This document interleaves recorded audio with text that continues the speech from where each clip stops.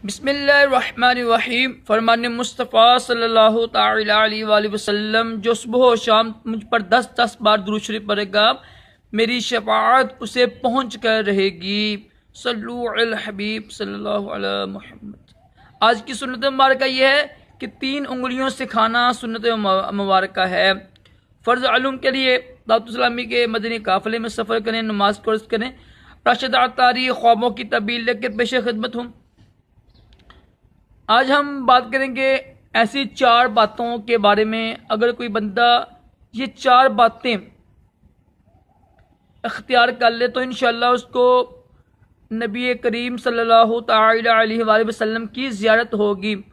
ये मुजरब है और अल्हम्दुलिल्लाह बेतुका नहीं है, बुजुर्गों से नकल है और सुना भी बुजुर्गों से है, देखा भी है।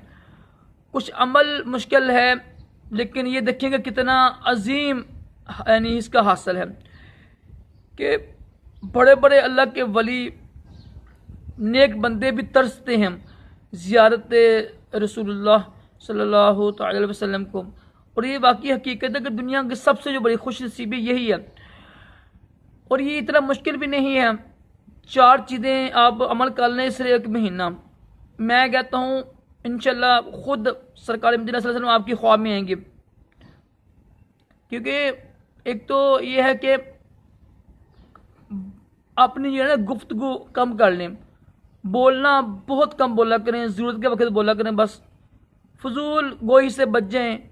इधर खाना कम खाएं, कम बातें करें और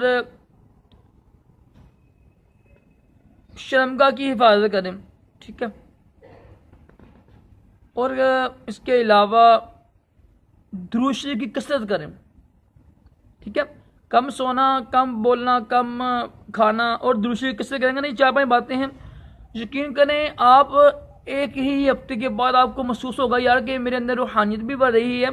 और इंशाल्लाह आप ये अमल कीजिएगा, 1 महीने के बाद इंशाल्लाह 100% इंशाल्लाह उम्मीद है कि खुश नसीबी आप पर नाज़िल हो जाएगी और नबी करीम अलैहिस्सलाम आप पर शफ़क़त फरमा कर अपनी ज़ियारत कराएंगे।